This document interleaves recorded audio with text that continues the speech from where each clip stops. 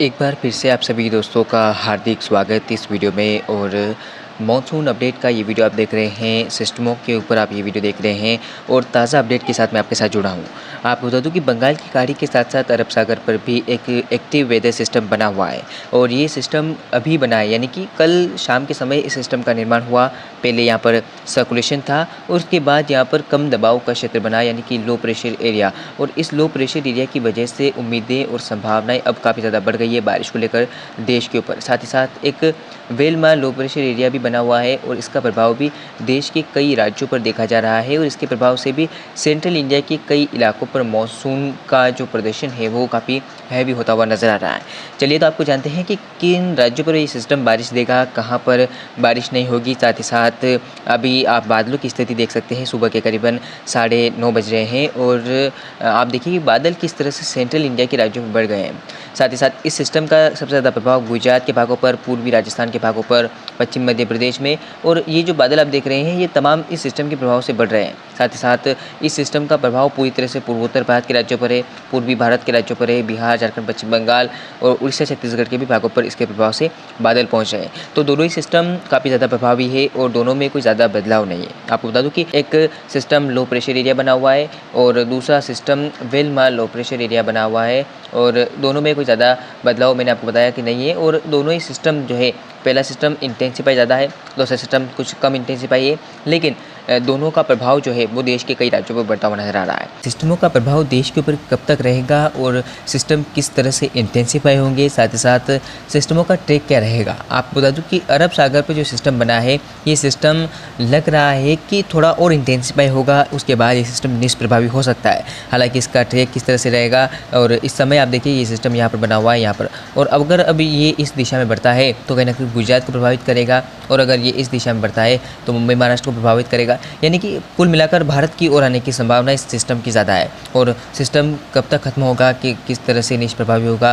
साथ ही साथ बंगाल की खाड़ी का सिस्टम का मैं जिक्र कर रहा था, बंगाल की खाड़ी का सिस्टम कितना इंटेंसिफाई होगा। और आपको बता दूं कि बंगाल की खाड़ी पर अगले 48 से 72 घंटों के दौरान एक डिप्रेशन बनने की संभावना नज़र आ रही है। क्या यही सिस्टम होगा जो डिप्रेशन बनेगा, इसकी भी मैं बात करूँगा, क्योंकि लगातार बंगाल की खाड़ी पर अब सिस्टमों का फॉर्मेशन हो रहा है और उम्मीदें और संभावना है कि 2 अक्टूबर के आसपास बंगाल की खाड़ी पर डिप्रेशन बन सकता है। हालांकि ये जो वेलमा लो प्रेशर एरिया बना हुआ है ये इस दिशा में आगे बढ़ सकता है और ख़त्म होने की संभावना भी उत्तर प्रदेश पर दिखाई दे रही है। इसके अलावा कुछ इस तरह से भी हो सकता है। तो अभी दो ट्रैक इसके ऊपर है और अब ये किस तरह से आगे बढ़ता है इसके ऊपर हम बात करेंगे आगे अभी वीडियो में।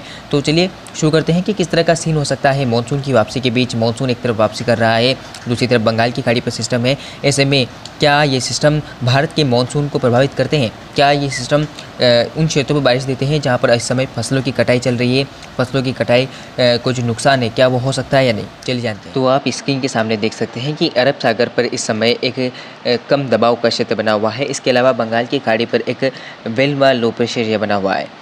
बंगाल की खाड़ी पर सिस्टम थोड़ा इंटेंसिफाई है, लेकिन अरब सागर पर भी इंटेंसिफाई सिस्टम है, आपको बता दूं। इसके अलावा अब इनका प्रभाव किस तरह से देश के मानसून पर पड़ेगा, आप देख सकते हैं कि बंगाल की खाड़ी का सिस्टम जो है वो और इंटेंसिफाई होता हुआ अब भारत की ओर बढ़ेगा और अरब सागर का सिस्टम आप देख सकते हैं किस तरह से एक गहरे कम दबाव के क्षेत्र में विकसित होगा। और उम्मीदें और संभावना है कि ये सिस्टम उत्तर पूर्वी दिशा में आगे बढ़ेगा, यानी कि भारत के कोस्टल एरियाज़ की ओर बढ़ेगा। उम्मीदें ये नहीं है कि ये समुद्र में आगे बढ़ता हुआ अरब सागर में जाएगा, लेकिन उम्मीदें ये नज़र आ रही है कि सिस्टम जो है वो थोड़ा मजबूत होकर आगे बढ़ेगा। और उम्मीदें और संभावना है कि ये सिस्टम मुंबई, महाराष्ट्र को प्रभावित करता हुआ खत्म होने लगेगा। इसके अलावा कुछ संभावना है कि गुजरात की ओर बढ़ेगा। तो चलिए आगे जानते हैं कि किस दिशा में। महाराष्ट्र से लेकर विदर्भ और साथ ही साथ गोवा के तटीय इलाकों पर, कर्नाटका, आंध्र प्रदेश में काफ़ी अच्छी बारिश होने की संभावना है। तेलंगाना के भी कई इलाकों पर अच्छी बारिश के संकेत नजर आ रहे हैं। दूसरी ओर बारिश का प्रदर्शन पूर्वोत्तर भारत में रहेगा। बंगाल की खाड़ी पर सिस्टम बना हुआ है। आगे हम स्थिति की बात करें तो आगे आप देख सकते हैं किस तरह से बारिश का जो प्रदर्शन है वो गुजरात के दक्षिणी भागों पर बढ़ता हुआ नजर आ रहा है। क्योंकि ये कम दबाव का क्षेत्र अब भारत के पूरी तरह से समुद्री से सिस्टम भागों पर बना हुआ है, तो इसका प्रभाव समुद्री इलाकों पर काफ़ी ज़्यादा रहेगा। साथ ही साथ बादलों की स्थिति मैंने आपको अभी दिखाई किस तरह से बादल बने हुए हैं। तो बादल तो पूरे ही मध्य प्रदेश पर रहेंगे, गुजरात पर रहेंगे, पूर्वी राजस्थान के भागों पर भी बादलों की गर्जना के साथ बारिश होने के आसार कुछ नज़र आ रहे हैं। इसके अलावा आप देख सकते हैं किस तरह से बंगाल की खाड़ी पर भी एक कम दबाव का क्षेत्र बना हुआ है जो वेलमा लो प्रेशर एरिया बना हुआ है। इसके अलावा अरब सागर का सिस्टम आप देखिए 30 सितंबर के आसपास और स्ट्रॉन्ग होने लगेगा। इसके प्रभाव से भारत के कोस्टल एरियाज़ पर काफ़ी अच्छा प्रभाव होगा और इसके प्रभाव से मध्य प्रदेश के दक्षिणी पश्चिम भागों पर बारिश होने की संभावना नजर आ रही है। पूर्वी मध्य प्रदेश के भी कई इलाकों में बारिश होगी। गुजरात के पूर्वी भागों पर भी बारिश होने के आसार है। हालांकि उत्तरी मध्य प्रदेश के भागों पर फिलहाल कोई बारिश की संभावना नहीं है और बारिश का प्रमुख प्रभाव जो है वो दक्षिणी मध्य प्रदेश के भागों पर रहेगा, पूर्वी मध्य प्रदेश के भागों पर रहेगा।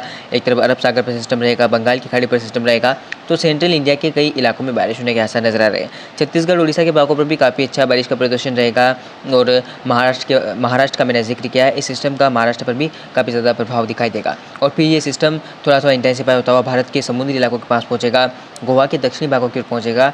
ACMW मॉडल ऐसा दिखा रहे हैं। तो आगे आप देखिए किस तरह से ये सिस्टम धीरे धीरे थोड़ा थोड़ा हम देख पा रहे हैं कि निष्प्रभावी हो रहा है, लेकिन इसके प्रभाव से बारिश की गतिविधियां 2 अक्टूबर तक जारी रहेगी देश के कई राज्यों पर और उम्मीदें और संभावना है कि सिस्टम आप देखिए किस तरह से समुद्र से निकलता हुआ भारत के मेन रीजन यानी कि महाराष्ट्र के दक्षिणी भागों की ओर बढ़ रहा है, गोवा के उत्तरी भागों की ओर आसपास पहुंचेगा, तो अब ये सिस्टम निष्प्रभावी हो जाएगा। हालांकि इसके प्रभाव से केरल से लेकर कर्नाटक के तटीय इलाकों पर काफ़ी अच्छा बारिश का प्रदर्शन रहेगा। इसके अलावा जो सिस्टम बना हुआ है आप देखिए किस तरह से वो सिस्टम आगे बढ़ता हुआ बंगाल की खाड़ी पर मिलने लगेगा, ऐसी संभावना है। तो कहीं ना कहीं जो सिस्टम बना हुआ है ACMW मॉडल ऐसा दिखा रहे हैं कि सिस्टम का अधिकतर प्रभाव जो है महाराष्ट्र, साथ ही साथ गोवा के तटीय इलाकों पर और कर्नाटक के क्षेत्रों पर, साथ ही साथ इधर अगर हम उत्तर में देखें, उत्तर पश्चिम में देखें तो गुजरात के भागों पर दिखाई दे सकता है। महाराष्ट्र के उत्तरी भागों पर भी बारिश का प्रदर्शन रहेगा। दक्षिण पश्चिम मध्य प्रदेश के भागों पर भी कुछ प्रदर्शन हो सकता है। इसके अलावा पूर्वी राजस्थान के भागों पर भी बादलों की गर्जना के साथ बादल पहुंच सकते हैं कुछ इलाकों में और हल्की बारिश हो सकती है। बाकी तो पूर्वोत्तर भारत और पूर्वी भारत के राज्यों को लो प्रेशर एरिया काफ़ी ज़्यादा प्रभावित करेगा। कई इलाकों में अच्छी बारिश रिकॉर्ड की जाएगी। तो मानसून की वापसी में कोई ज़्यादा विलंब की संभावना नहीं है। मानसून उत्तर पश्चिम भारत से वापसी करता रहेगा, ऐसी संभावना है। हालांकि अगर हम देखें तो 4-5 अक्टूबर के आसपास जो लो प्रेशर एरिया बना हुआ है इसके प्रभाव से पूर्वी उत्तर प्रदेश और साथ ही साथ पूर्वी मध्य प्रदेश के भागों पर बारिश का प्रदर्शन रहेगा, तो ऐसे में कुछ ब्रेक मानसून की वापसी पर लग सकता है। हालांकि इसके लिए भी परिस्थितियां बहुत कम नजर आ रही है। तो फिलहाल इस वीडियो में इतना ही, मिलते हैं अगले वीडियो में लगातार मानसून अपडेट और वेदर अपडेट के साथ। फिलहाल इस वीडियो में इतना ही, मिलते हैं अगले वीडियो में लगातार अपडेट के साथ, बने रहें। धन्यवाद।